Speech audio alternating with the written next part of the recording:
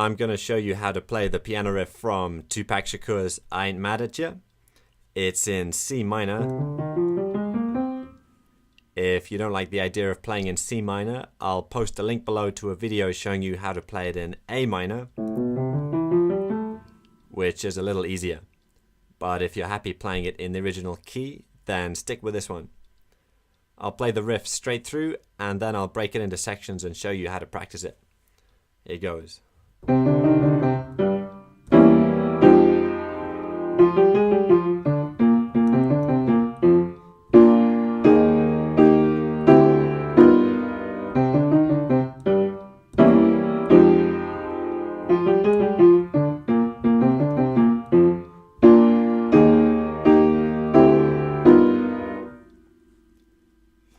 Now that riff is in two sections. You have sections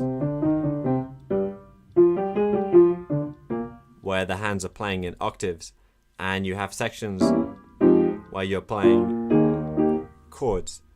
So we're going to practice those sections separately, starting with the bits where the hands are playing the same thing in each hand. So the first bit is,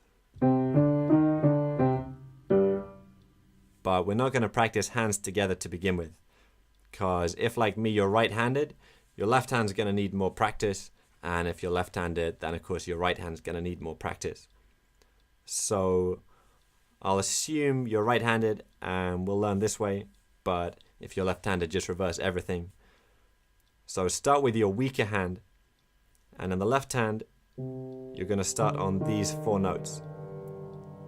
So little finger on A, third on C, second on D, and thumb on E flat. And just try playing starting from the C.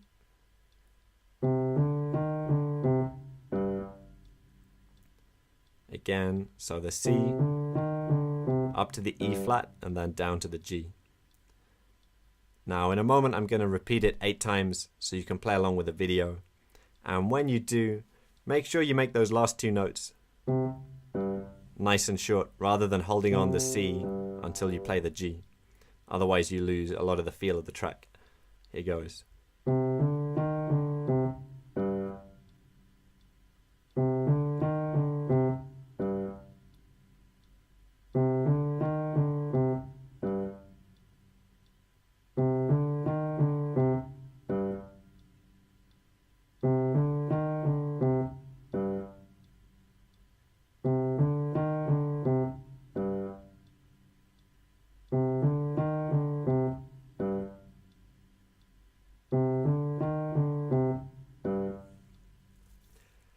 Now you may take a bit longer than that to learn it, so pause the video and practice that by yourself until you can do that easily and get it right every time without having to think too hard.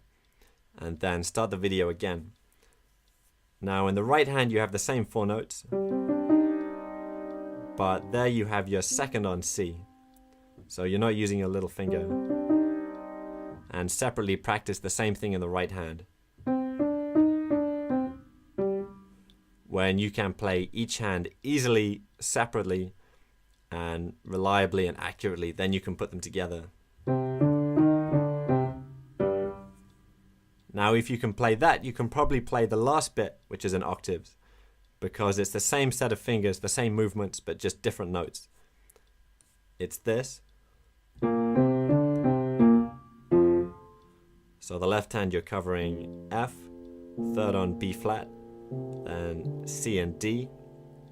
In the right hand you're covering the same 4 notes using fingers 1, 2, 3 and 4. And once you've practiced the first bit, the second bit shouldn't take much. You just need to adjust your hand position. So that leaves 1 bit left where you're playing hands together, and it's this bit.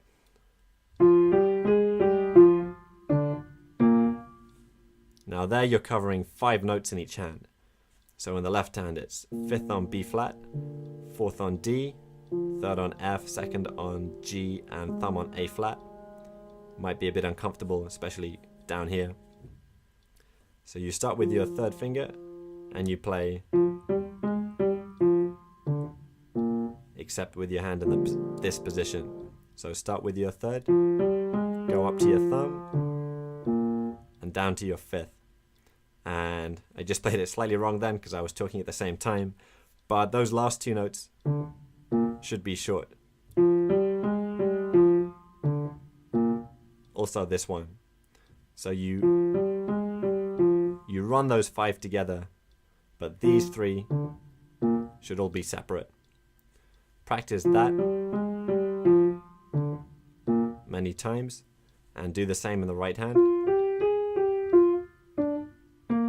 So again, the right hand, you're covering these 5 notes with your 5 fingers, and you start with your third. Go up to your fifth and down to your thumb. So once you've practiced all of those sections hands separately, you'll have half of the riff, but you won't be able to put it together. You'll be able to play, and you'll be able to play, and you'll also have.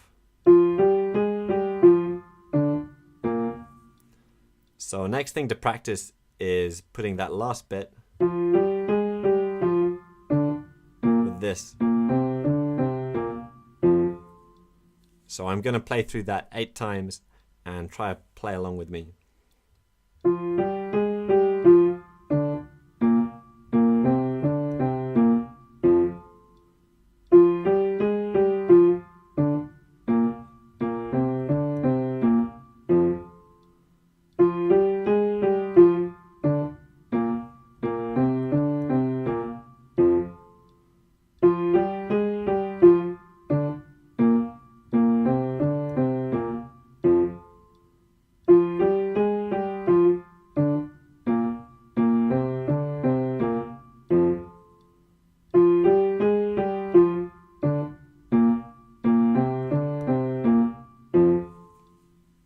Okay, so we have all the sections in octaves, which hopefully you can play by now. So let's make a start on the chords. The first 2 chords are these. So starting with the right hand, first chord is this with fingers 1, 2, 3, and 5. So you're omitting your 4th finger. Thumb on G, second on B flat, third on D flat, and little finger on E. And then those same 4 fingers need to move to these 4. Thumb on A flat, second on C, third on E flat, 5th on G. In another video, I'll go through and explain the theory behind these, and like that this is a diminished 7th chord and that's F minor 9. But for the time being, I'll just stick with the notes so that you can copy them if you don't know any chord theory. So before you try adding the left hand, just get used to going from these 4 notes to these 4, and just play that pair over and over again with a gap in between each repetition until that movement's quite easy.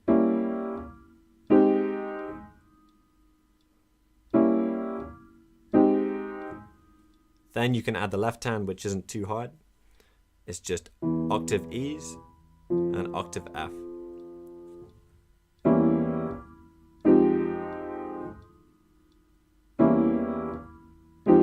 So once you have the right hand down, try adding the left hand until that is quite natural. Now we just have the last set of chords to practice. So there are a few chords here. We have basically 4. 1, that's 2, 3, 4. And the second one is kind of split into 2 parts. So out of those 4 chords, we're going to practice going from the first to the second to the third, and the third to the fourth. And then we'll put them all together. So starting with the right hand, the first one is fingers 1, 2, 3 on B flat, D, and F. Now practice going from there to here. That's 1, 2, and 5 on these 3 black notes, equally spaced. So just practice that movement.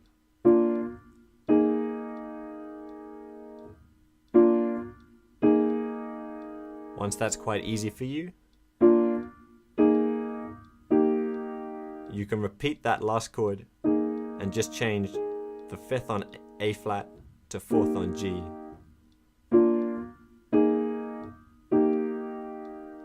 again.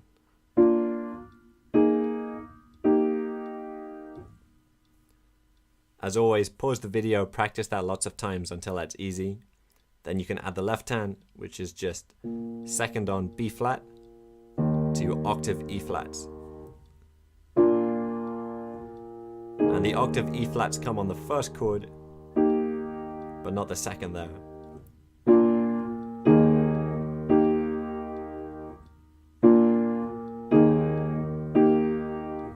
So practice that many times.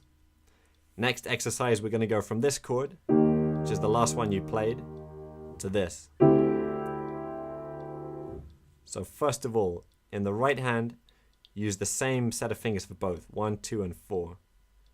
So it's 1, 2, 4 on B flat, E flat, G, then 1, 2, 4 on C, E, G, which is a C major triad.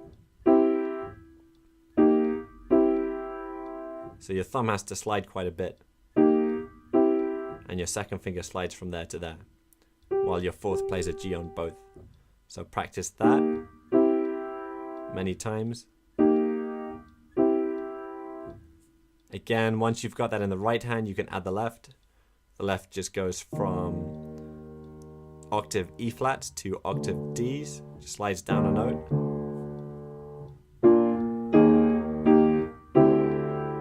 So practice going from this to this, which is just a slide in both hands.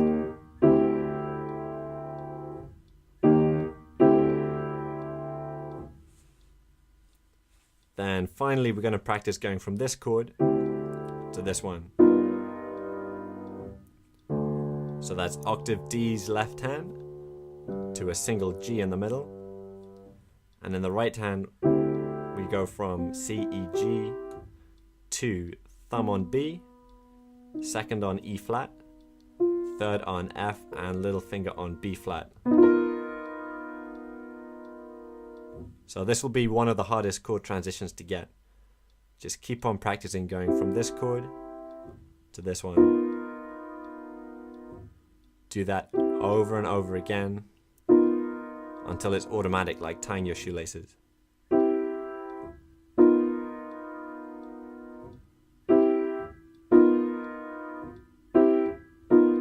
When you've done that, 20, 30, 50, 100 times, as many as it takes to get it right, then you can add the left hand.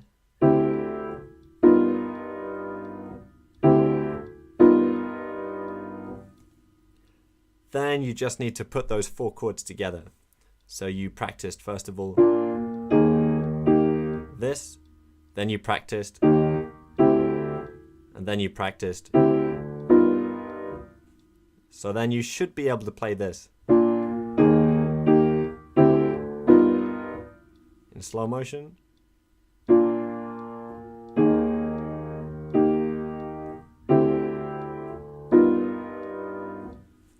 And now you just need to play the whole riff all the way through. I'll do it in slow motion.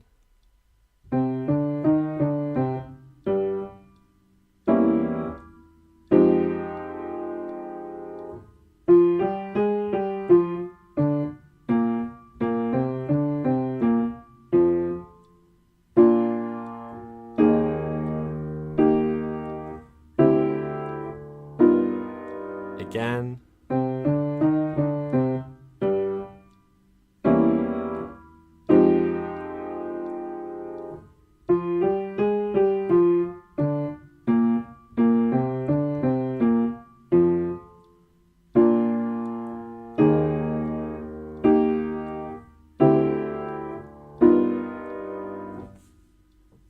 Practice that over and over again. Keep it in the background when you're learning new pieces once you basically have it in place.